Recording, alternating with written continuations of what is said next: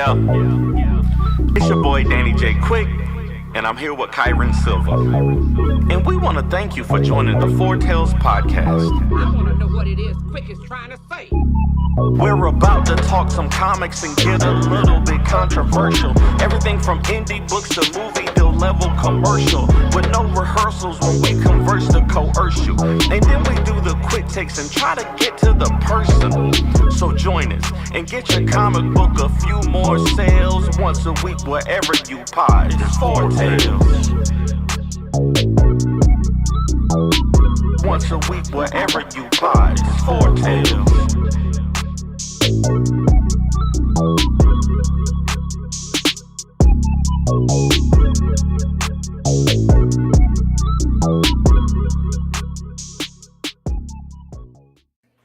Ladies and gentlemen, boys and girls, children of all ages, Taurus Comics in collaboration with Fourth Wall Productions respectfully brings to you the 173rd episode of the Foretales podcast.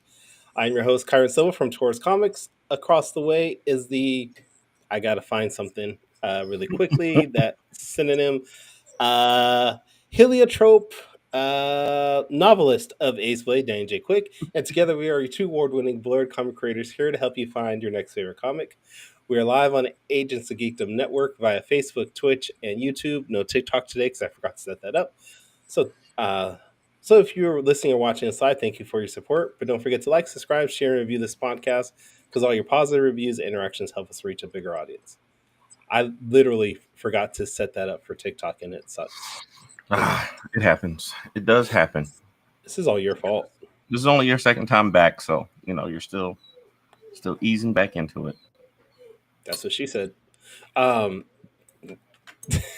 Is it? So what's going on, man? How you doing? What are you eating? I'm just trying to feed myself because I didn't eat earlier today. Okay. So I got some hamburger helper that my daughter cooked. Okay. And Like, is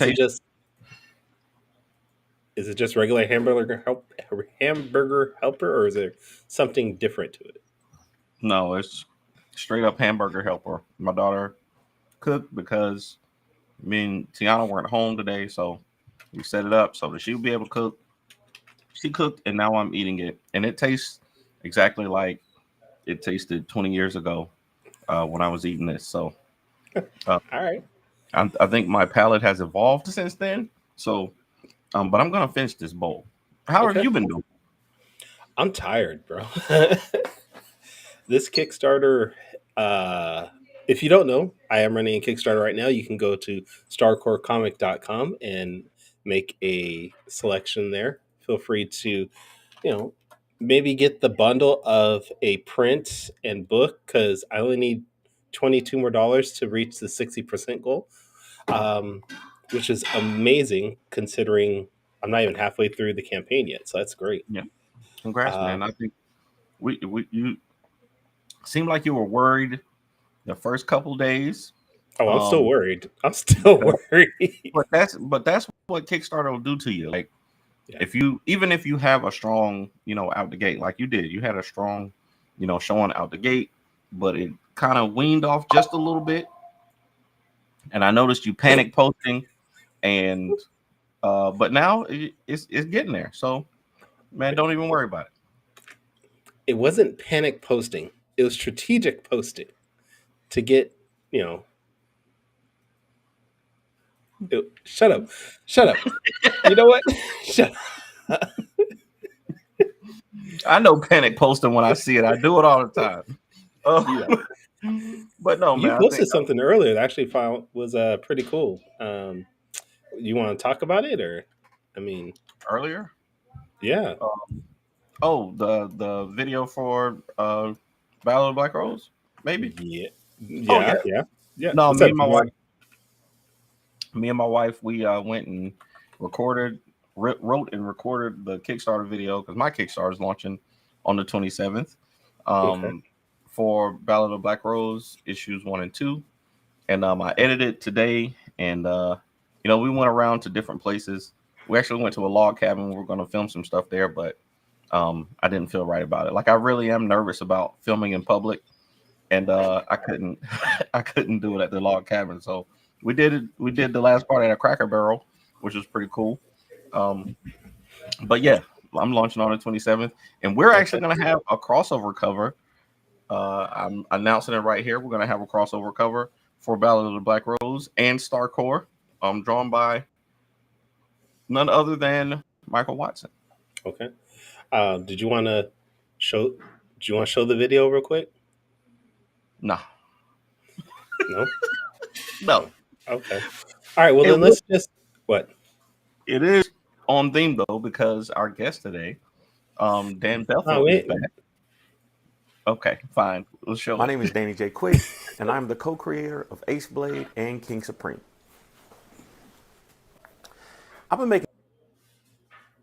What happened? Hey, what's up, everybody? My name is Danny J. Quick, and I'm the co-creator of Ace Blade and King Supreme. I've been making superhero comics for more than 10 years now, but I think I want to try something different with my guys at Bequest Studios. 10 years. Wow. This is a new comic book about a young family starting a new life out in the Wild West. That's a lovely door, by the way. It's a noisy door. And then everything goes crazy when a supernatural entity in the hills behind their home gets them in trouble with the law. And this story is called The Ballad of the Black Rose.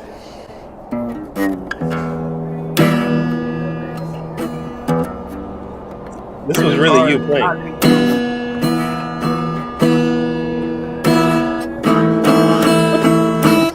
It's so sad. Now y'all come on down to the Ponderosa and help us by supporting this Kickstarter. All right, now, until next time, stay vigilant, my friends. I gotta pause this real quick. We're out of here. Where's the pause? Yeehaw! Where is the... Look at... Does Tiana have like a mega king right there? It's like 4 stacks on that one on this one thing. That's like She's got a super king. That's a flying king. It can literally move to the white. I had to throw the yeehaw in there. Okay. Yeah. That was awesome. All right. That was funny. Nah, it was fun shooting it, and I was very nervous about it. So It came out great. Thanks. I hope people enjoy it, and I hope it gets people to actually check out the Kickstarter. So yeah. Okay. I know a guy who can do some theme music for you if you want. Oh yeah. Yeah. My guitar playing is definitely not great. Oh, okay. Well, this guy I know, he's also a comic creator, and he did a little ditty called the Quick Takes theme song. Yeah. I might have to reach out to him. Okay. I'm trying to bring him on, but the thing was like frozen. Brother Dan Bethel is in the building. Thanks for coming back. I think is this your second time? This is your second time on the show or the third time? Second time as a guest. Oh, third time as a guest. Yeah. Because there's the original one, there was the X-Men 97 recap, and now this.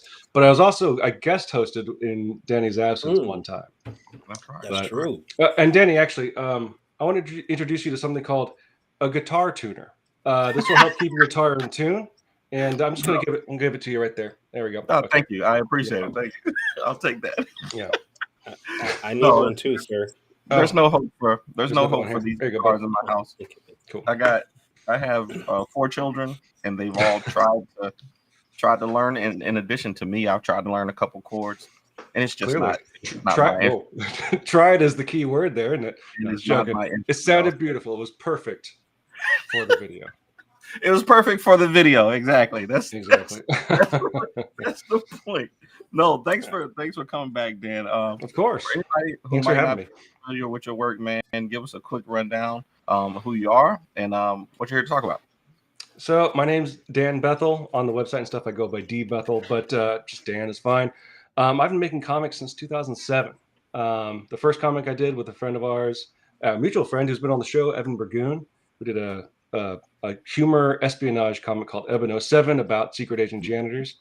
But for the last 11 years, I've been working on my own Western comic called Long John, which is actually about to wrap up after, like I said, over a decade of working on it. So the final chapter starts posting to my website, longjohncomic.com, Monday the 27th, the same day your Kickstarter goes live.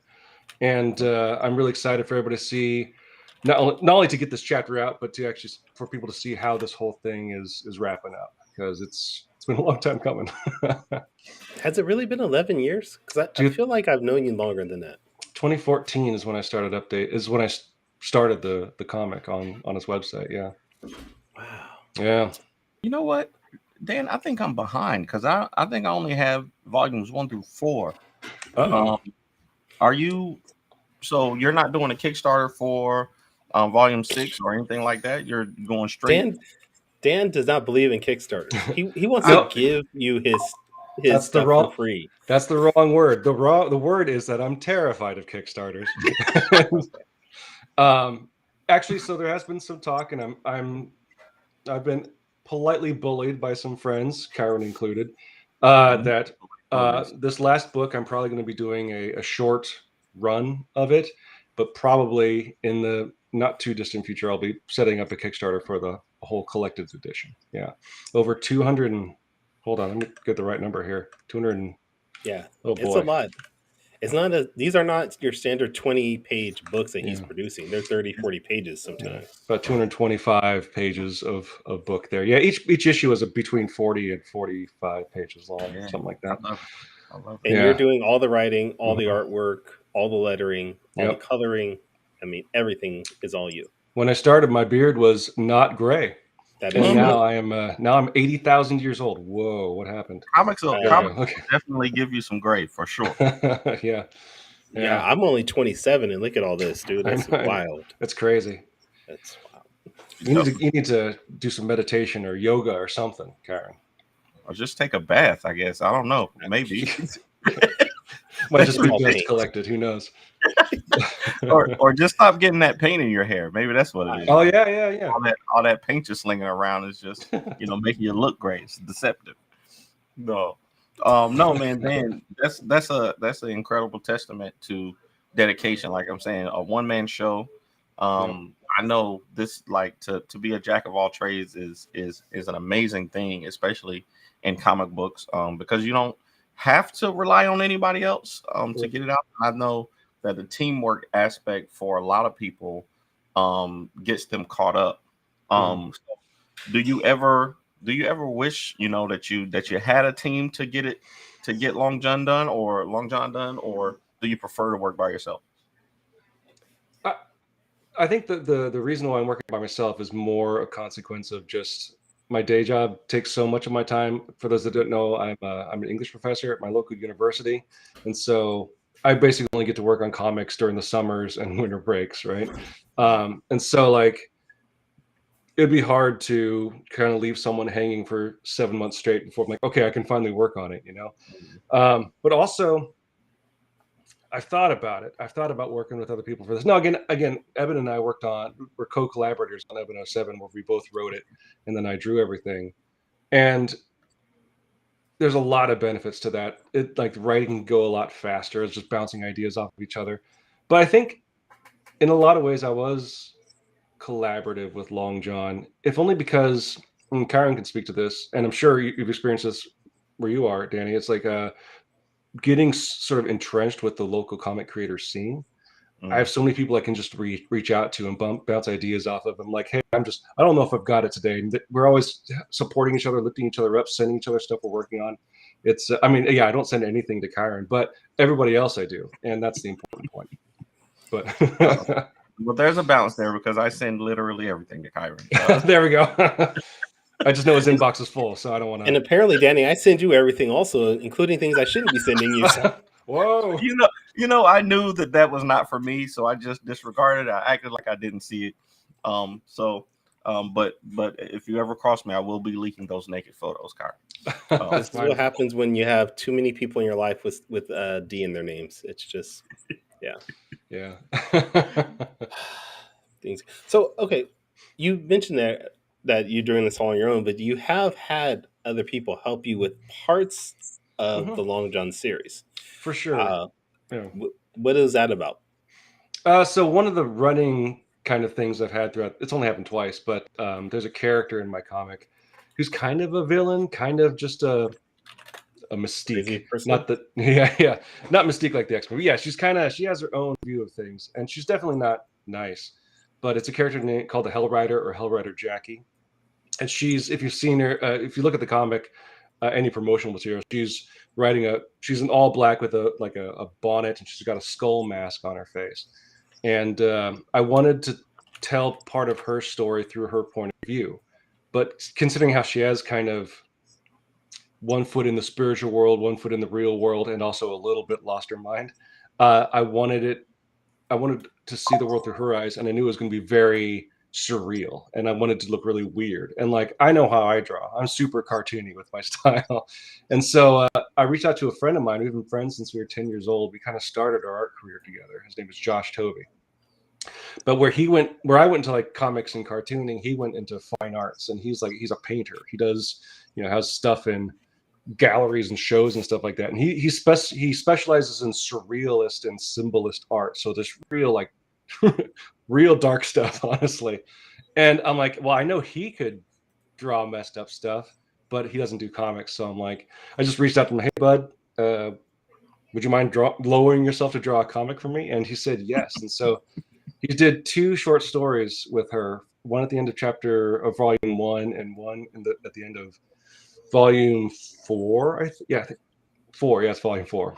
And really just fun looks at the way she sees them. Now, one of the things we usually talk about John the entire time, and so we world that he's inhabiting and interacting with through a very different lens, and it's nice to be able to provide that and have a friend that's able to do that for me. So yeah. And one of the things we usually talk about with other creators is catching people's eye when you're at conventions or whatnot. And your first issues has a image on it that's very cheeky and it's very eye-catching. I'm going to show it here, but it's Long John with his butt hanging out. And it's very well known. I'm pretty sure you get a lot of people asking about it. But what was the idea of making that your original cover? Desperation. For a long time I advertised myself as like the artist that doesn't like to draw, and so like whenever I do draw, I don't do a lot of sketching. I don't do like a lot of pinups and stuff like that. When I'm drawing, it's usually to tell a story. I'm drawing pages, right? And so I feel like I don't have like a real graphic designer's eye. I think that's a really specialized and important and different talent than making comics, although there's overlap. And so when I finished the book and I was like, oh, I should make that first book. It needs a cover. Dang it. What am I gonna do? And so what I did was like, I had this bookmark I used as just like something to hand out at shows, and it's just half of Long John from behind. It's basically half the cover, right? Where it's just with his butt hanging out and he's holding the gun. I'm like, well, I could just draw the other half and make that a cover and be good with it. And what's funny is like when I was at the very last APE ever, the Alternative Press Expo, a long-running show that focused on indie artists and indie comics in San Francisco, a guy came up to my booth and we were talking about comics for a long time. This older guy, he was super nice, and he's like, my wife and I are making comic, and he handed me this book. But like, he read through the first issue and he was like, this cover is kind of strange. It doesn't really match what the book's about. And like, that's a good point. Like, it is an eye catcher, but then the other side of that is, rhetorically speaking, is it catching the attention for the right reasons, right? And it's funny, the guy turned out to be Brent Eric Anderson, the guy that drew God Loves Man Kills, X-Men God Loves Man Kills, he drew a lot of the I'm like, oh dude I didn't know I was talking to that guy. I ran him down. I'm like, I just want to tell you, God Loves Man Kills like changed my life. It gave me the template out of the stories I want to tell.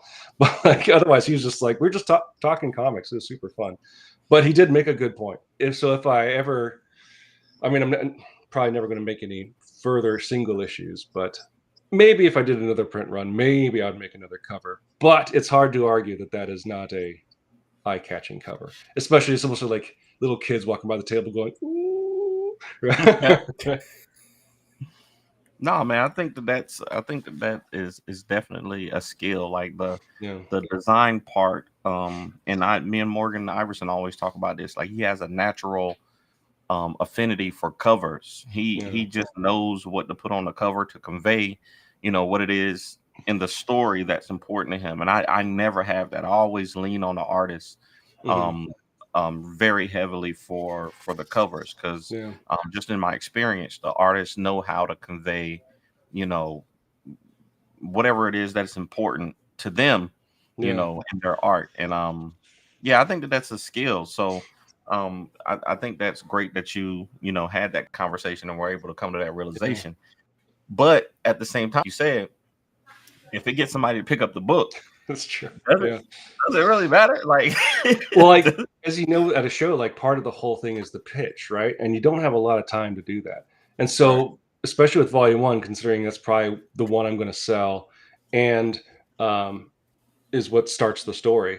That tends to be the one I hand them. And so I have to, part of my pitch is like, I got to pivot from the silly, funny cover to go like, oh, this is actually kind of a serious story, And so it's like, there's a little runway I have to jump, or hurdle, I guess I have to jump over to actually get to what my comic is about. So like, it's been an excellent way to practice pitching, but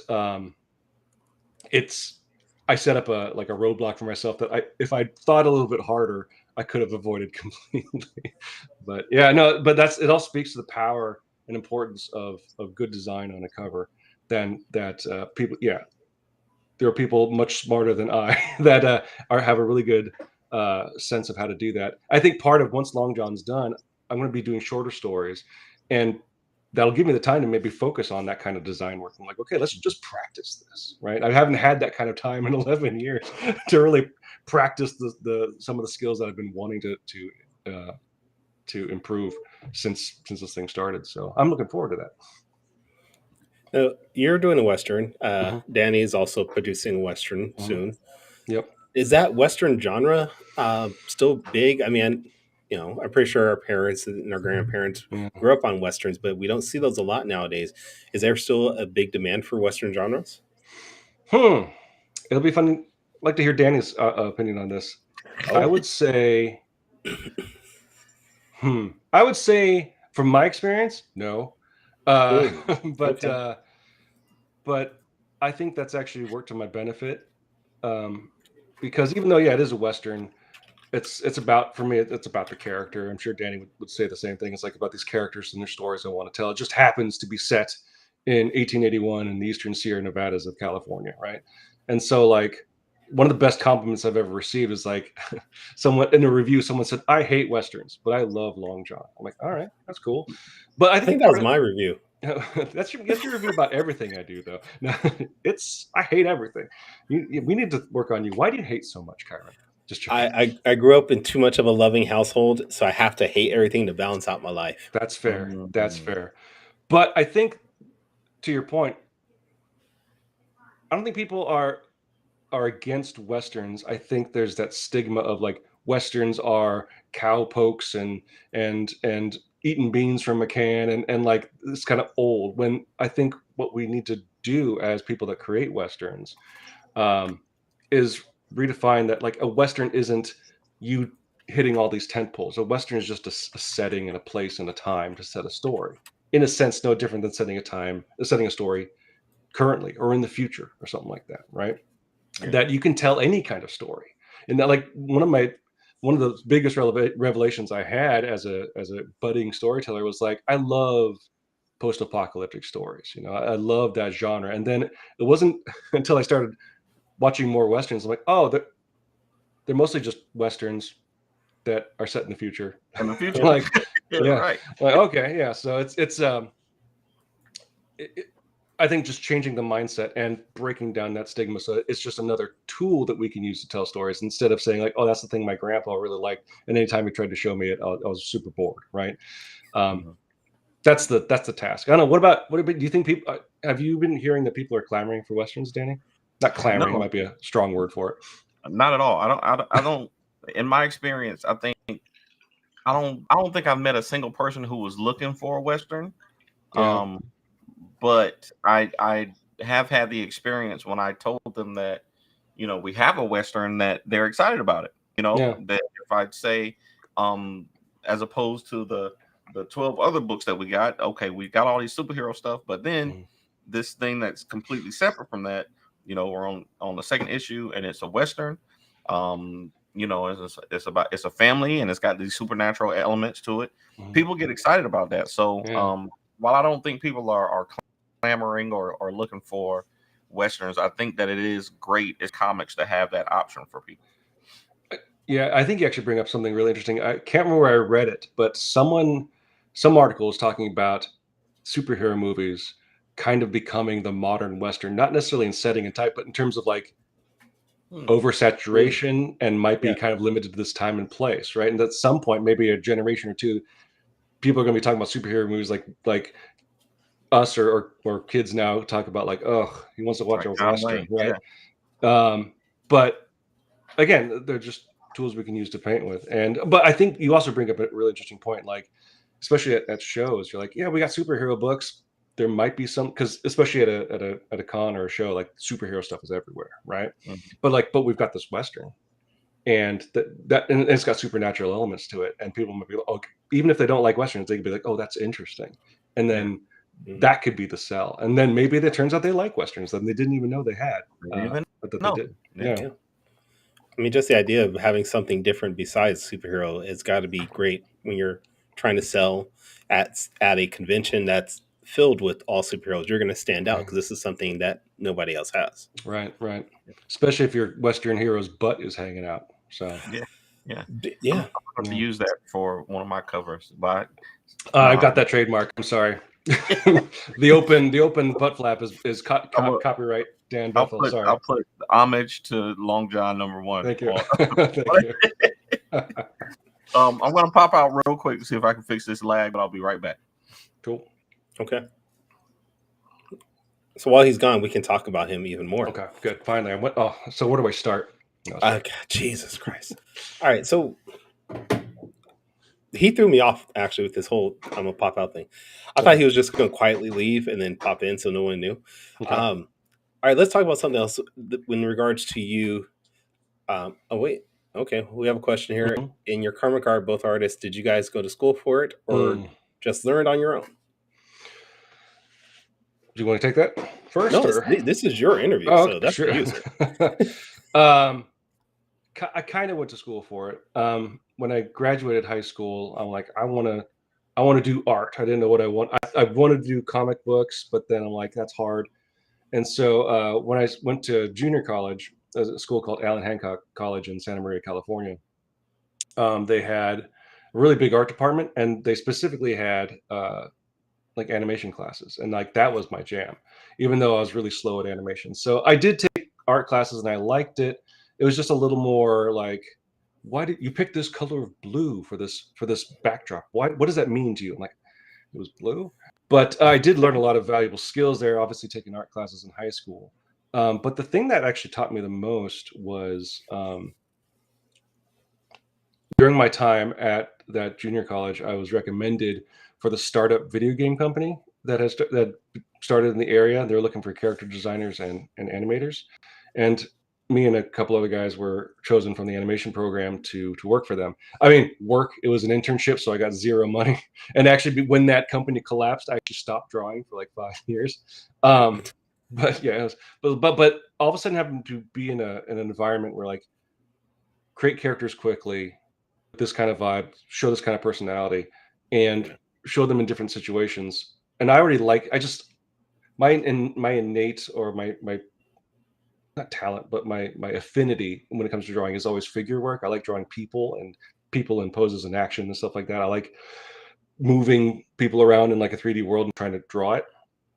So after that internship, I didn't do any formal art training, but I was always so a lot of those skills stuck with me. I would do life drawing stuff that I could find online, or just when watching TV, I'd have a sketchbook out and just like drawing what I see in front of me, just kind of keeping those skills going. But in terms of comic book page, like drawing comics, learning while doing is kind of the best way to do it. And because there's going to be pages, there's pages early and long, John, and even more like further back, beginning of Evan 07. Like I look at those, I'm like, those are bad. But I recognize that like I wouldn't be the artist I am had I not make those decisions, and that's why I wouldn't ever go back and redraw anything like that, because I'm like, I think it's bad based on the skills I have now. It does the job though, and that's I think the biggest skill, in addition to like the basics of learning how to draw, like figure work and perspective and all stuff. But like learning how to say that's good enough is one of the hardest skills to learn, but one of the most important skills to learn. Yeah. I do want to, since you brought this up, it segues to something else.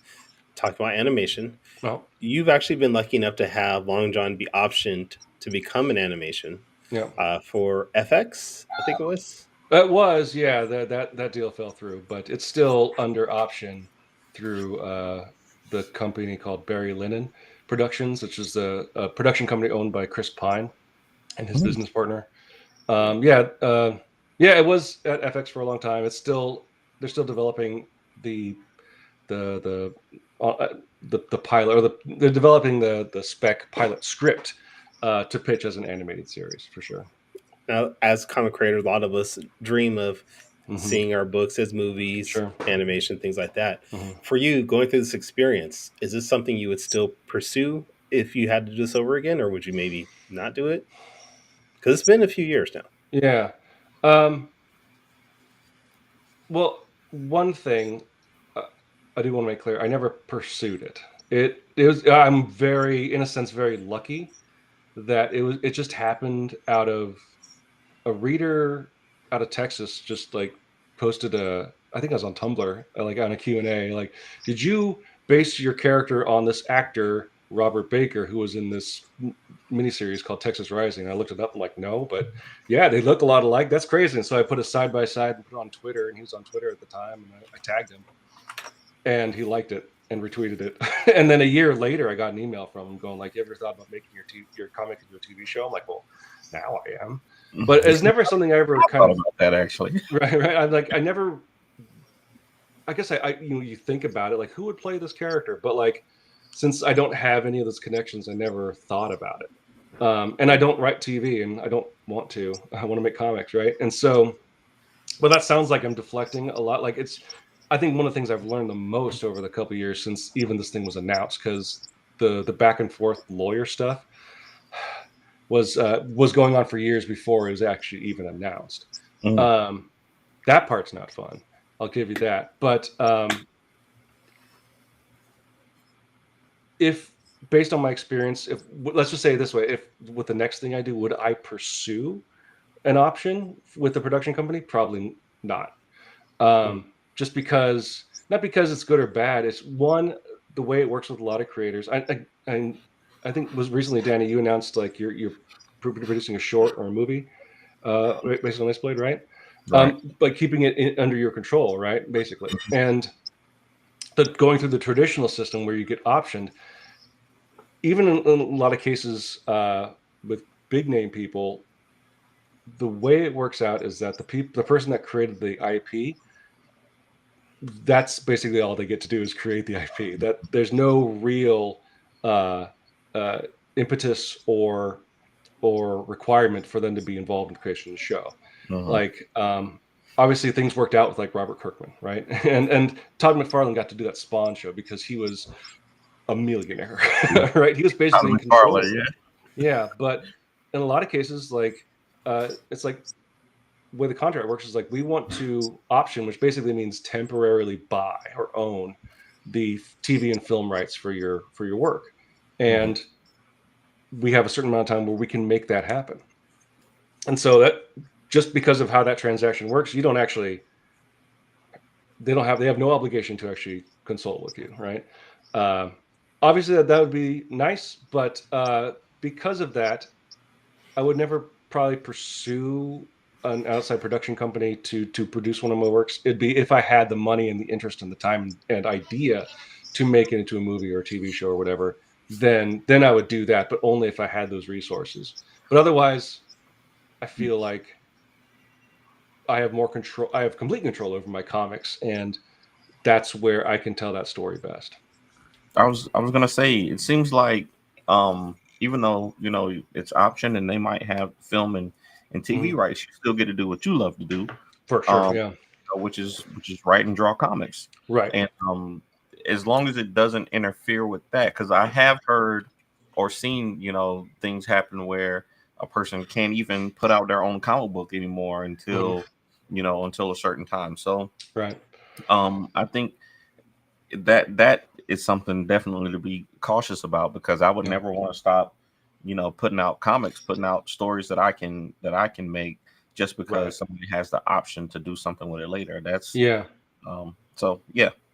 And it's the thing is when you sell those options, like, yeah, there's one thing you might not be involved, but even if you are involved, there's still a good chance, because again, I don't write scripts, I don't write TV, I don't know how to write TV. It'd probably be fun and interesting, but the thing that always comes about, whether you're involved or not, is what if it's bad, right? And then like that can not only reflect poorly on that TV show or movie, but then like people like, oh, they see your comic and like, oh, that show was terrible. Then you're like, oh, okay, I've actually shot myself in the foot here, to use a Western reference. But yeah, so it's always a gamble, and that's also part of the fun.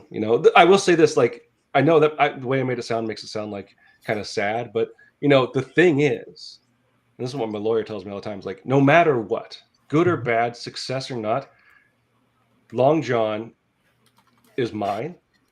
And whether my books become famous or whether they make a successful show, it's always mine, and so I always got to get paid, right? Yeah. And so there's that, right? Like, it's to a point, like, especially with how long things go, you can get to a point where, like, I don't care if it's good or bad, just make sure that paycheck comes, and that's not a bad way to live sometimes, Right.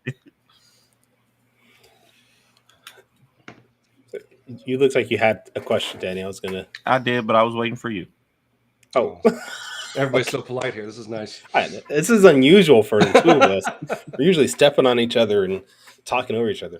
All right. So issue 6, right? Mm-hmm. This is issue 6. Yep. Starts on Monday. This coming Monday, the 27th. Yep. This wraps up Long John. Mm-hmm. What's after Long John?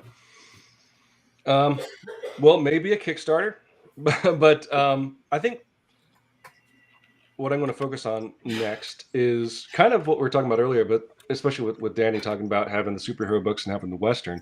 I want to focus on making some shorter one-shots, just so I have more options at my table, and that allowed me to stretch storytelling muscles. So I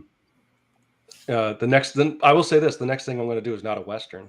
I think Long John's probably the only Western I have in me, but I do want to focus on some shorter stuff. That way, it doesn't have to be every 2 years. That's kind of how the schedule has been because of my day job.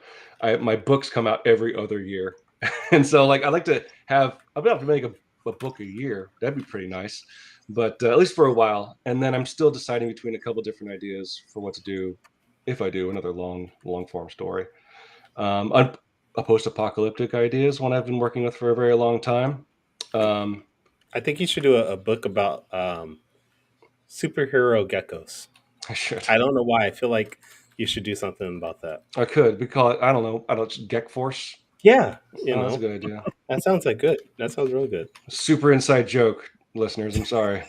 It had to be something. I didn't know what that came from, but I was like, this has to be something this has to be some kind of inside joke. Yeah. That came from the first time Kyron and I met. We were at a free comic book day show, and we started making up superhero geckos. That's as far as it went. I like it. No, we did. We actually did sketches of concept art. Mm-hmm. We actually did a script for issue 1. I did a treatment for the first 3 issues. Yeah, and then you're like, yeah, draw it. I'm like, buddy, I just did a treatment for 3 whole issues. How about you do some work, man? Was it actually called Geck Force? Mm-hmm. Yeah. Okay. Yeah. I need to see it. I need to make that happen. Let me put. Wait, I think I even made a logo for it. I might have that. Hold on.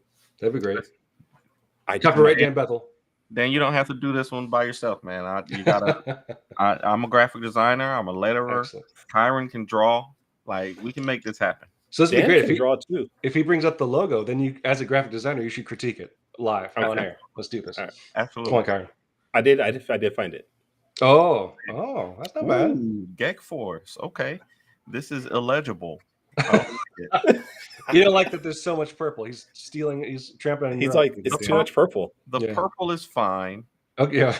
Just not the surprising. fact that you can't, the Gek in it Mhm. isn't very legible. Wow.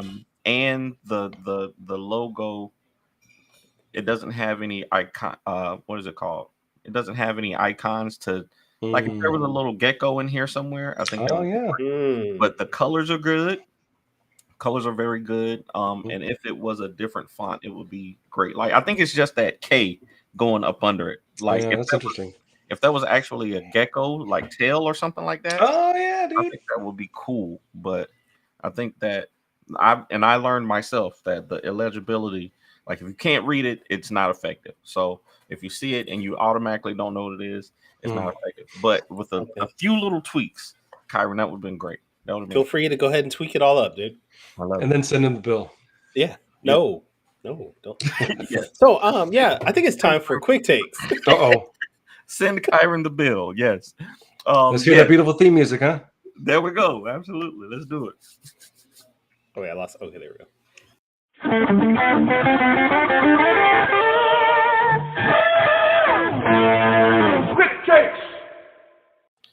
I always forget about Titanium Daddy.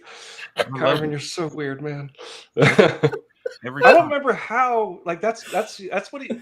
My name is Titanium Daddy in his phone for some reason. I don't know. It came from. It was I a don't weird remember that conversation we had conversation. about Colossus, and it stemmed from that. Like, I'm pretty sure I can find the conversation. I bet. Kyron's brain works very weird. Yeah. So who knows? That's why Okay. it's wonderful. All right. Quick take me. For anybody who hasn't seen the show before, Quick Takes is a rapid Q&A session where we grill our guests on their deepest, darkest secrets from the internet. But instead of that, today we're just going to ask you a couple questions to get to know you better, Dan. Sure. Starting with question number one. For right. all intents and purposes, Yep. y'all cover a wide array of topics on that podcast. Yeah. The latest episode, I want to say, it started off with the Matlock of Stargates. Yeah. And I love both Matlock and Stargate. So what can you tell us about all intents and purposes? For all intents and purposes is a podcast I do with a friend of mine, Andrew Asplund. The whole premise is that we're just overeducated nerds that have known each other forever, and we have a wide variety of interests, nerdy and geeky interests, and we can just get together and talk about what we've been doing, or to talk about sort of nerd news of the day. Unfortunately, in the last 5 or 6 years, a lot of that nerd news has been depressing. But it's just a show where we get together, and honestly, after we've been doing that for 10 years, 11 years, it's just a chance for us to kind of hang out, talk about what's piquing our interest, and share our thoughts with our listeners. I love it. I think everybody should have. No, I don't. I don't think everybody should have a podcast. I was gonna say everybody should have a podcast, but most people actually shouldn't. No. But I think that for all intents and purposes, is definitely worth having and worth creating, man. Just to be able to do like really specific nerdy things, and to discuss them with close friends and families. Okay, so question number 2. Now, I want you to be honest. Okay. In real life, are you more likely to wear a pair of long johns or pajamas, and why? In public? No, or just to bed. To bed. Oh, to bed? Pajamas. Yeah. Pajamas. Yeah, just because I get hot, and long johns can be pretty restricting. Unfortunately, the butt flap opening doesn't let as much heat out as you want. It lets something out, but not as much heat as you might want. But I don't know if you've ever worn long johns, like actual not overalls, what do they call it? Yeah, long johns. Let's just call it long underwear. Like if it's not like made for you, like it can be tight in weird places, and like they're not particularly comfortable, especially like if you want to go historically accurate in the roll. It's just a no-go for me. You gotta break them pajamas. You gotta break them. You definitely gotta break long johns in. But if you stay in a place that's cold, they definitely come in handy. Definitely. Oh, I bet. Yeah. So question number 3. Got it. we all love traditional comics, Yep. but there is an ever expanding market for digital comics. We got platforms like global comics now that is taking the world by storm, and you got Yep. webtoons, Yep. and then we got people putting them out on their own weblog. So do you think that web comics are the future of comics? Oh, no. I think they are going to be a future mode of comics. I think they're going to be kind of on the shelf, so to speak, with traditional comics. The way that web comics have gone now, like webtoons, has almost become synonymous with web comics in a lot of ways. But I would also argue synonymous with a specific type of story and specific style. Even a lot of romance comics and sort of anime styled comics on webtoons that are super popular. But especially as the internet changes over the few years and people maybe start hosting their comics on their own websites, I think people will recognize it as a really good way to get into comics, and maybe using it as a stepping stone to get a publisher, or perhaps just fund their own or create their own business overall. So I think it's going to exist alongside comics and hopefully join it on that level. Absolutely, I like it. Yeah, I think anything is great that can help folks make comics. The one thing I am scared about is all the AI, man. AI has gotten so 100%, darn crazy, and people are using it for more and more things every day, and I don't understand why we got to use it to replace creators, because that's one of the things that is unique about humanity, is that we're creators. So okay. So see how they never mention. They see how they never mention let's replace CEOs with AI, or that would actually be a better idea. Honestly, yeah. Like, bro, but yeah. So you need someone to make heartless decisions. Actually, let's let an algorithm do that. Let's let the computer do it. Yeah, solving problems on the Four Tails podcast. That's what I say. It might as well just be like Two-Face, just throw a coin up in the air. There we go. There it is.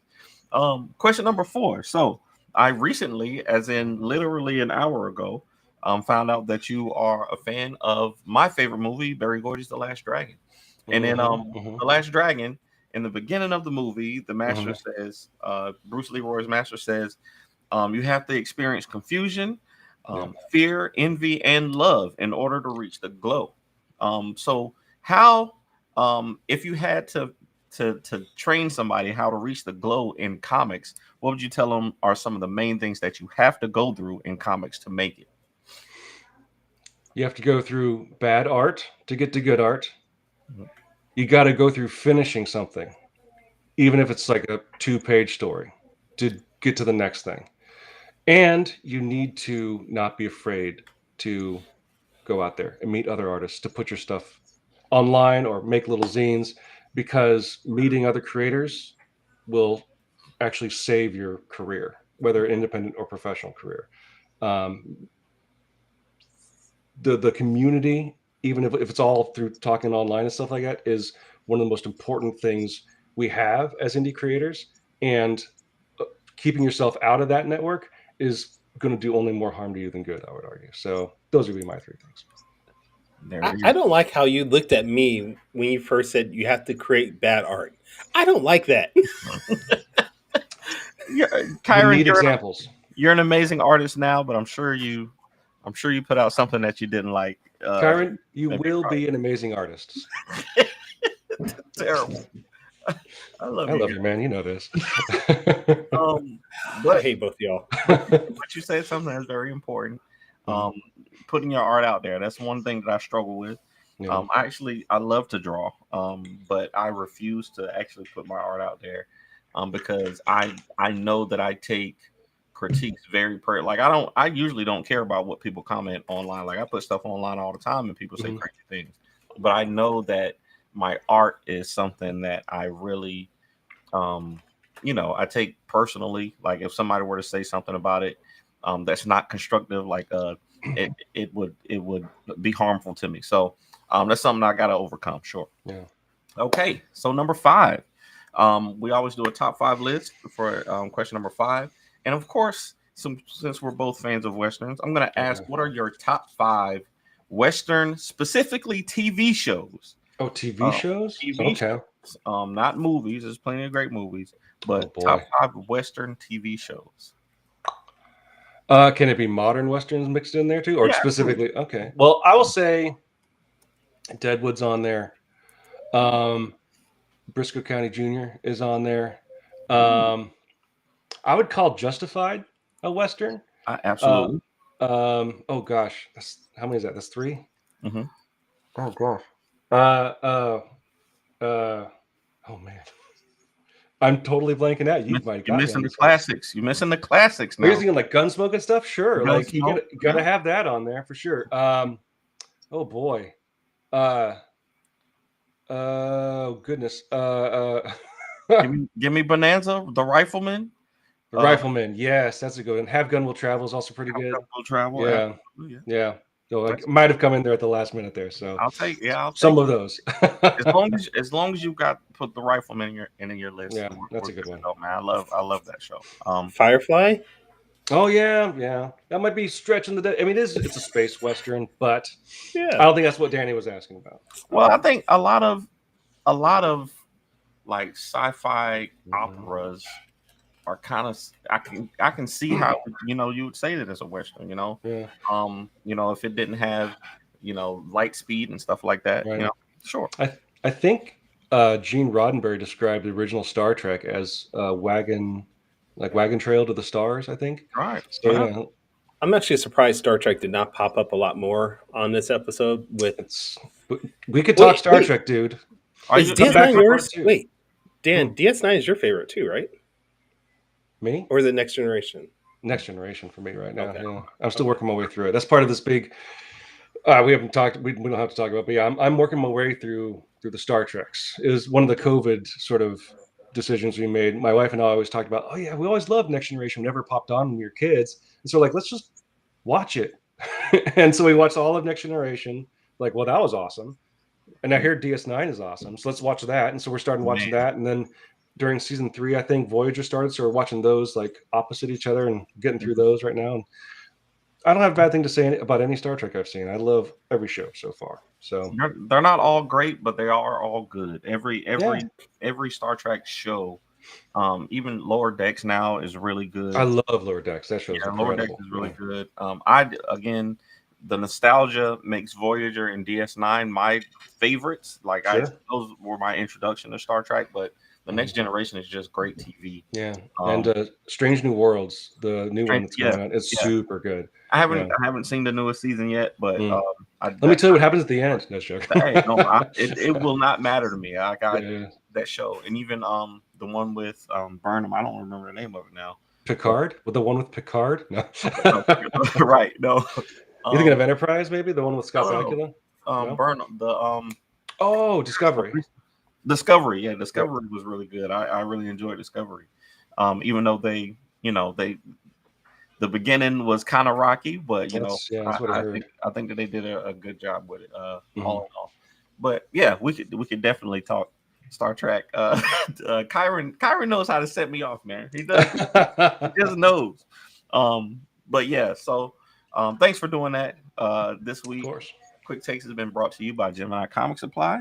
If you order on Gemini Comic Supply and use the promo code AcePlay, you will get 10% off your entire order. Let me write that down, actually. There you go. Kyron, back to you, man. I did not get to use that code when I sent out the comps for Panels in Paradise because the boxes are too big for Gemini. I know. But hopefully when StarCore issue 1 and 2, which is available now on Kickstarter, funds at StarCoreComic.com. At StarCoreComic.com.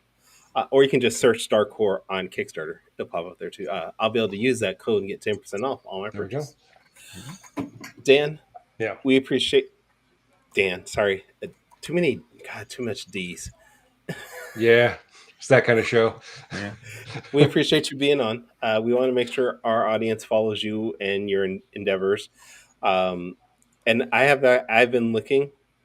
I cannot find where Titanium Daddy came from.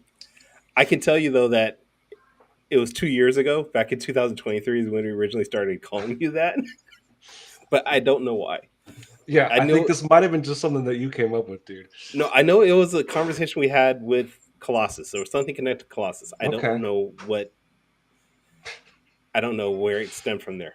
But anyways, where can people follow you? Oh, yeah. Go ahead. Sorry. Where can people follow me? I think the best place to follow me, well, go to longjohncomic.com to make sure you stay up to date with Long John as it starts posting the final chapter on Monday, October 27th, 3 pages a week. That's still going to be many months. It's a long book. I think it's 59 pages long. So we got a long book to go through. And I have read all 59 pages, and they are fantastic. Thank you, sir. Wow. I do have to admit that Long John is one of my favorite comics. I do read the web series, but when it comes out physical, I actually do buy. I have bought each issue, so I will admit that.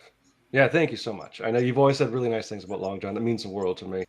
And I hope that you've enjoyed the last chapter as well.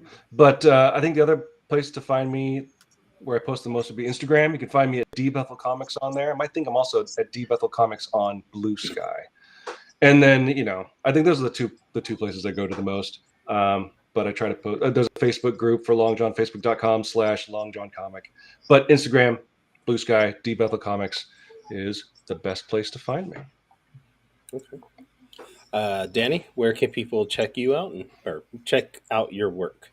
I just was looking up D Bethel, and Bethel Music came up, and I was like, 2.2 million followers. I did not know about this. What can I say? I'm super popular. This is not. I mean, no, that Bethel Music is very different. There's some documentaries about that.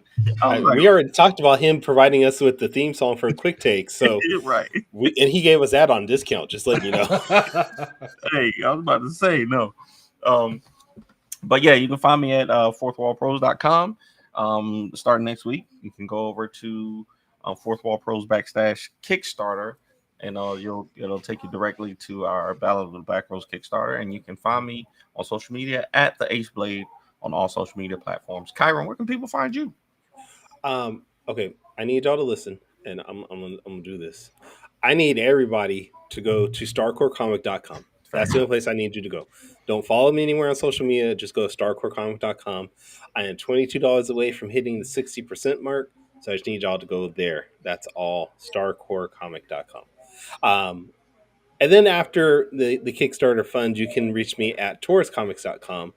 I am at Taurus Comics on all social media platforms, all that good stuff. But for right now, go to starcorecomic.com. Join us next week, though. We are going to do Fortnite Friday. Oh. I know we said we were going to do this week, but Danny was like, no, he really wanted to talk to Dan Bethel about Long John. So we said, all right, we'll want to play Battlefield instead of Fortnite? No, not really, but Fortnite it is then. But until then, everybody, sayonara, goodbye, and please take care of yourselves. StarCoreComics.com.